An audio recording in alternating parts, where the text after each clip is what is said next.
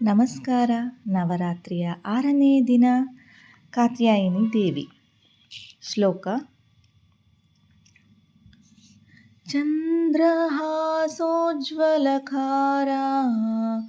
ಶಾರ್ದೂಲವರವಾಹನ ಕಾತ್ಯಾಯನಿ ಶುಭಂ ದದ್ಯಾತ್ ದೇವಿ ದಾನವಾಗತಿನಿ ದೇವಿ ದಾನವಘಾತಿನಿ. ಕತೆ: ಜಗನ್ಮಾತೆ ದುರ್ಗೆಯ 6ನೆಯ ಸ್ವರೂಪದ ಹೆಸರು ಕಾತ್ಯಾಯಿನಿ ಎಂದಾಗಿದೆ. ಇವಳಿಗೆ ಕಾತ್ಯಾಯಿನಿ ಎಂಬ ಹೆಸರು ಉಂಟಾದ ಕತೆ ಈ ರೀತಿಯಾಗಿದೆ.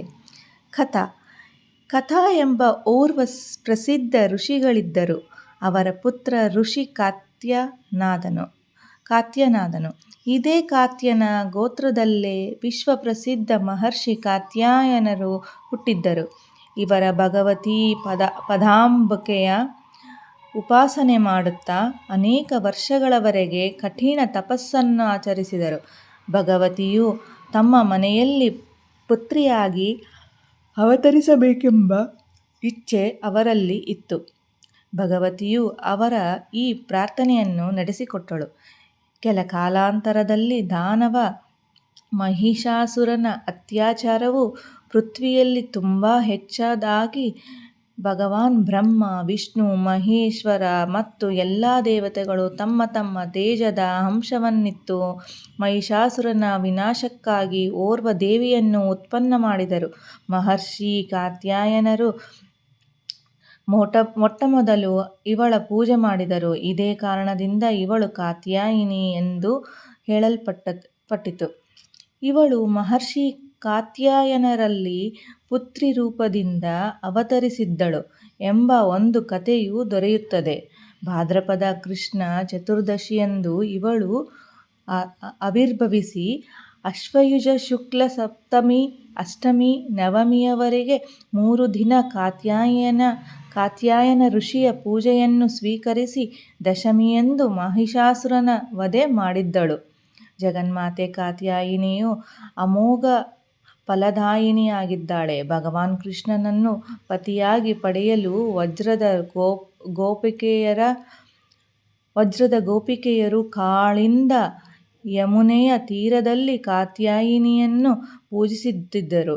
ಇವಳು ವಜ್ರಮಂಡಲದ ಅಧಿಷ್ಠಾತ್ರಿ ದೇವಿಯಾಗಿ ಪ್ರತಿಷ್ಠಿತವಾಗಿದ್ದಾಳೆ.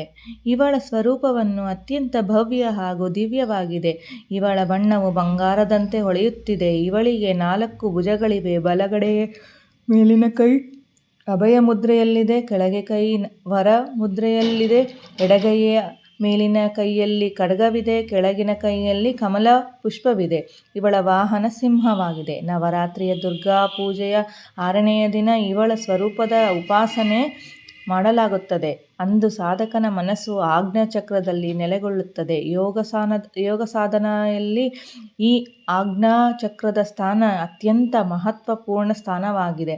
ಈ ಚಿತ್ರದಲ್ಲಿ ಸ್ಥಿತವಾಗಿ ಮನಸ್ಸುಳ್ಳ ಸಾಧಕನು ತಾಯಿ ಕಾತ್ಯಾಯಿನ ಚರಣಗಳಲ್ಲಿ ತನ್ನ ಸರ್ವಸ್ವವನ್ನು ಅರ್ಪಿಸಿಕೊಳ್ಳುತ್ತಾನೆ. ಪೂರ್ಣವಾಗಿ ಆತ್ಮಸಮರ್ಪಣೆ ಮಾಡುವ ಇಂತಹ ಭಕ್ತನಿಗೆ ಸಹಜ ಭಾವದಿಂದ ಕಾತ್ಯಾಯಿನಿ ದೇವಿಯ ದರ್ಶನ ಪ್ರಾಪ್ತವಾಗುತ್ತದೆ. ಕಾತ್ಯಾಯಿನಿಯ ಭಕ್ತಿ ಮತ್ತು ಉಪಾಸನೆಯ ಮೂಲಕ ಮನುಷ್ಯನಿಗೆ ಸುಲಭವಾಗಿ ಅರ್ಥ, ಧರ್ಮ, ಕಾಮ, ಮೋಕ್ಷವೆಂಬ 4 ಫಲಗಳು ಪ್ರಾಪ್ತಿಯಾಗುತ್ತದೆ. ಅವನು ಈ ಲೋಕದಲ್ಲಿ ಇದ್ದರೂ ಕೂಡ ಅಲೌಕಿಕ ತೇಜ ಮತ್ತು ಪ್ರಭಾವದಿಂದ ಯುಕ್ತನಾಗಿರುತ್ತಾನೆ. ಅವನ ರೋಗ, ಶೋಕ, ಸಂತಾಪ, ಭಯ ಮುಂತಾದವುಗಳು ಪೂರ್ಣವಾಗಿ ನಾಶವಾಗುತ್ತವೆ.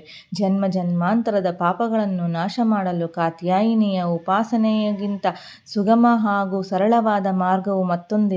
ಇವಳ ಉಪಾಸಕ ಸದಾ ಅವಳ ಸನ್ನಿಧಿಯಲ್ಲಿ ಇದ್ದು ಪರಂಪದದ ಅಧಿಕಾರಿಯಾಗುತ್ತಾನೆ. ಆದ್ದರಿಂದ ನಾವು ಸರ್ವಭಾವದಿಂದ ಜಗನ್ಮಾತೆಯ ಶರಣಾಗಿ ಅವಳ ಪೂಜೆ ಉಪಾಸನೆಯಲ್ಲಿ ತತ್ಪರರಾಗಬೇಕು. ಎತತ್ತೇ ವದನಂ ಸೌಮ್ಯಂ ಲೋಚನತ್ರಯಭೂಷಿತಂ ಪಾತು ನಃ ಸರ್ವಭೀತಿಭ್ಯಂ ಕಾತ್ಯಾಯಿನಿ ನಮೋಸ್ತುತೆ, ಕಾತ್ಯಾಯಿನಿ ನಮೋಸ್ತುತೆ. ಧನ್ಯವಾದಗಳು.